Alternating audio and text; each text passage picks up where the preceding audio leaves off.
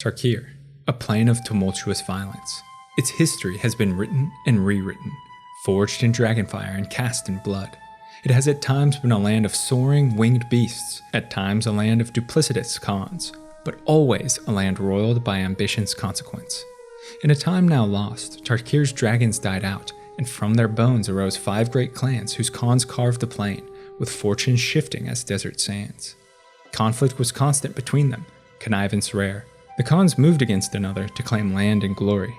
Their character, their conviction, and their reverence towards the ancient form of the dragon shaped the khanates under their rule, bestowing upon each clan a distinct worldview, unique strengths, and unforeseen weaknesses. One such clan embraced the dragon's ruthlessness, symbolic of its sharp fang. Within the humid, steaming jungles, impenetrable to outside eyes, this clan slinks and schemes. Their dark ambitions fuel darker machinations. They probe their enemies from a distance, scanning for weakness before plunging a dagger deep in the back. They aren't bound by honor, unfettered by duty. They do all in their power to seize more, and their resources are immeasurable. They dig through the past and beneath the earth to acquire forbidden knowledge. Masters of undeath, experts of assassination. They are the Sultai Brood. Though they live in a time that's not seen dragons for ages, the clans of Tarkir are exposed to their memories through ossified remains and distant wisdom. Each clan views the dragon as a sublime being and fully embraces one aspect of its character. The Sultai Brood revere the dragon's fang and embody the sharp edge of ruthless greed. They occupy a fetid, overgrown tract of Tarkir's rainforest, which blends seamlessly into swampland that does well to obscure the intentions of the clan. Stories trickle forth of unbound avarice, tales of a clan obsessed with wealth, fat with surplus, who lays about feeding hedonistic fantasies. They are but a sham veneer that veils the true power wielded by the Sultai. This clan employs intrigue, espionage, and assassination to ruthlessly pursue grand designs. Symbolic of the Fang, Sultai rip through defenses, tear allegiances apart, and devour both body and mind to achieve their goals. Treachery is possessed by all members of the Sultai, which bonds them strongly to black mana present in the Gurmag swamp.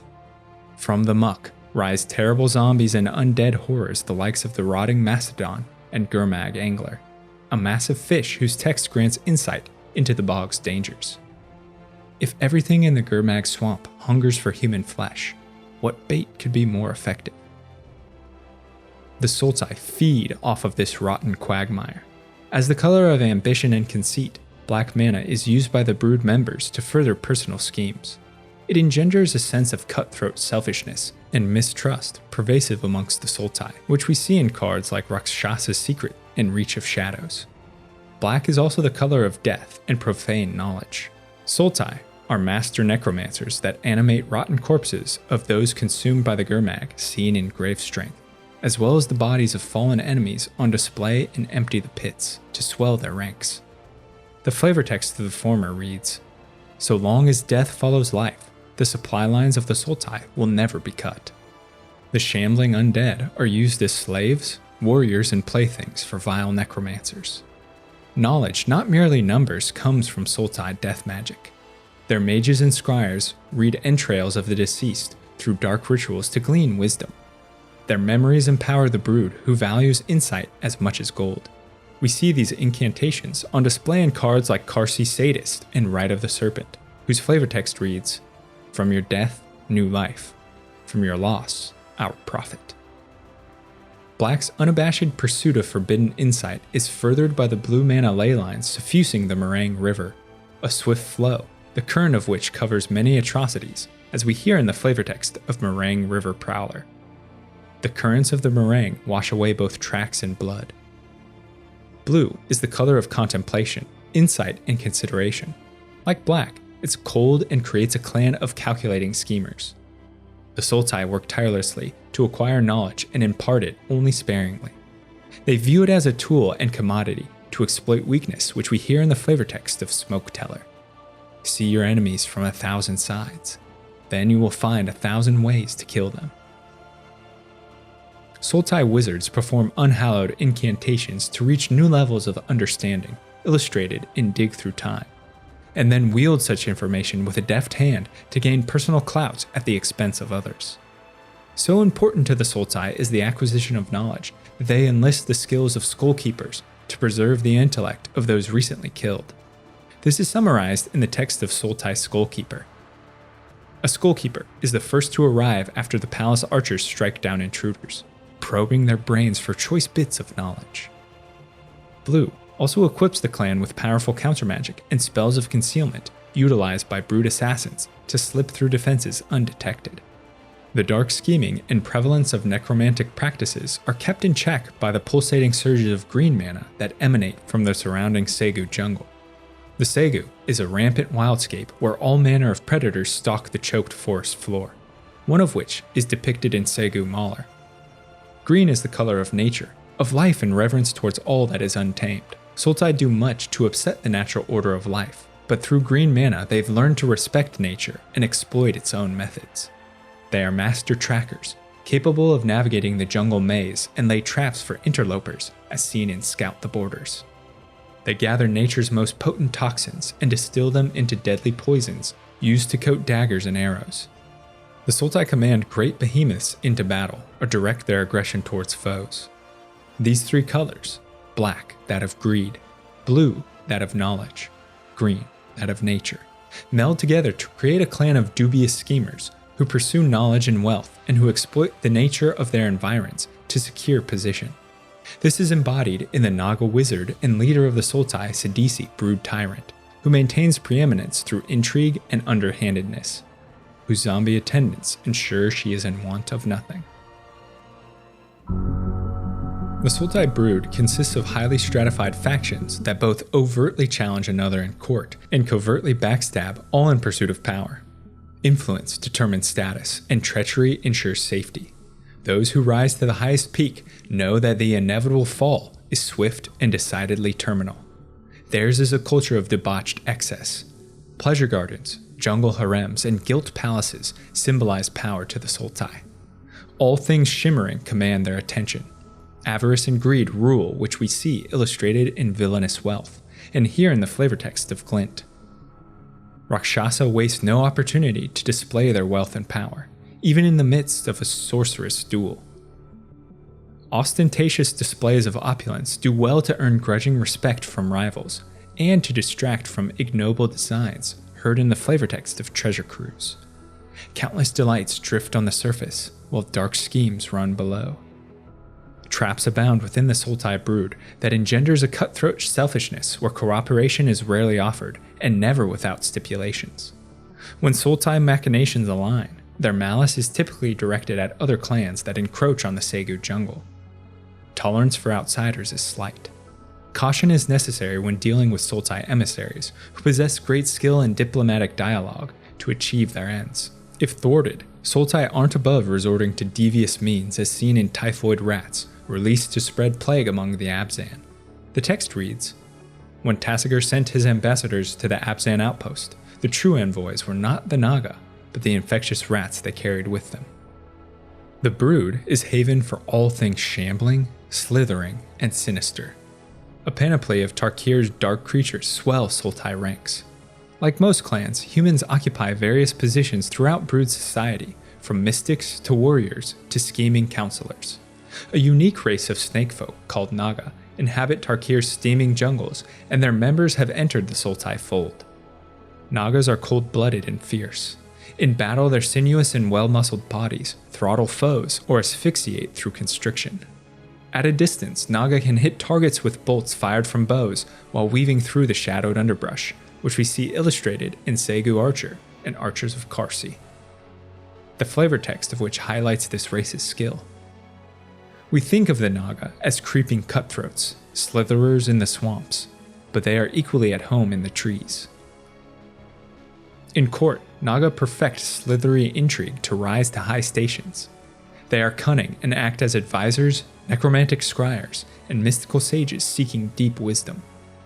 Karsi Deceiver and Keru Spellsnatcher showcase the magical abilities innate to many of this race. Though they write themselves as draconic descendants, Naga have ancient human ancestry whose forms were twisted after striking demonic bargains to secure power, summarized in the flavortext of Sultai Soothsayer. The Naga of the Sultai Brood made deals with dark forces to keep their power. Sidisi and her snakefolk rule the Brood absolutely. Another race unique among the Sultai and indigenous to Tarkir's swampy marshes is that of the Rakshasa. These cat demons resemble humanoid tigers in appearance and are possessed of limitless reserves of profane dark magic. They can summon horrors to lay waste to armies. Their magic saps vitality and invigorates them, seen in Rakshasa Death Dealer. They lust for wealth above all else and offer dangerously duplicitous deals to the ambitious, wishing to utilize their power. We hear this perfidiousness in the flavortext of Rakshasa's secret. The voice of a Rakshasa is soft, its breath sweet, but every word is the murmur of madness. The Sultai owe much to these demons. If not for a deal struck with the Rakshasa, the clan wouldn't possess its significant power. Reliance on these fickle creatures is precarious, and if they were to withdraw their support, the Brood would surely collapse. They advise top Sultai leaders and trade in secrets, all while amassing more individual clout. Other demons, the likes of Archfiend of Depravity and Necropolis Fiend, sit deep within overgrown catacombs and trap souls with whispered promises of power. The foundation of the Sultai, from whose tireless labor opulent palaces are erected and leisurely whims are indulged, are the putrid hordes of Tarkir's undead. Zombies, also called Sipsig, fill a vital role of slave in the Sultai Brood. Their unquestioning work allows their master the freedom to enjoy hedonistic excess. Many zombies are enemies fallen in battle and given new life by necromancers, heard in the flavortext of shambling attendants. Let the world behold what becomes of those who defy us. Others are rotten decayed corpses of beasts dredged from the endless muck. Sipsig act as warriors, laborers, or attendants to nobles and court. The number of undead one has in retainer is just another in a long line of symbols Sultai use to flaunt power. For the Sultai, the time of Khans has passed into impossible myth, this branch of reality severed by the actions of Sarkhan Vol. Their fate, much like that of the other clans, has been reforged, their new reality dominated by soaring, voracious, and savage dragons, no longer extinct. With the invigoration of dragon storms on Tarkir, the clans found themselves not merely engaged in intrigue amongst another, but in a struggle for existence against rapacious, implacable dragon broods. With the subsequent Khanfall, the clans were swallowed and subsumed by draconic overlords, their ultimate fates dependent on the whims of such powerful creatures. For the schemers of the Sultai Brood, death came not through valiant battle, not in sweeping dragonfire, but through cruel manipulation. Tassiger, the Golden Fang, was instigated into offending both the Naga and Rakshasa of the ancient Sultai, who quickly withdrew their support for the clan. They instead ingratiated themselves to Black and Blue aligned Dragon Lord Silumgar and his brood. Without access to such powerful magic, the Sultai fell to Silumgar's predation. Noxious fumes, poisonous breath, and acid rained down upon the disgraced Sultai from above. Within weeks, the resplendent palaces were transformed into necropolises, the wealth plundered and added to Silumgar's opulent hoard. What remained of the Sultai bowed to the Elder Dragon and were incorporated into his brood. The new Silumgar clan reflects the cruelty, cunning, and destruction of their ruler. They have lost access to green mana and grown more powerful in magic offered by black. Silumgar assassins are trained to wield caustic spells and spread pestilence among enemies. Their sorcerers are adept in countermagic and divination, able to thwart or misdirect with ease. Their cold-blooded ambition and severity is apparent in the exploit mechanic. Through sacrifice of a lesser being, their power is multiplied.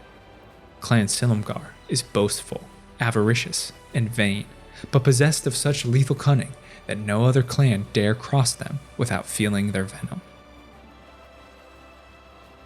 Sultai, a name that in one reality represents the pinnacle of depravity and dark excesses, that in another has crumbled from vain glory and been lost to time.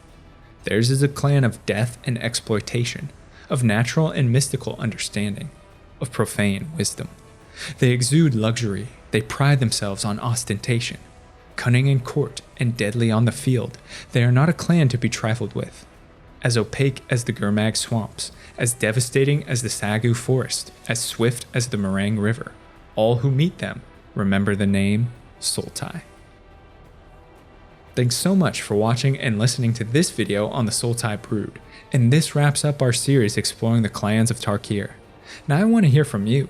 Let me know your thoughts on Sidician or Brood, Silumgar and his dragons, as well as suggestions for future videos in the comments below.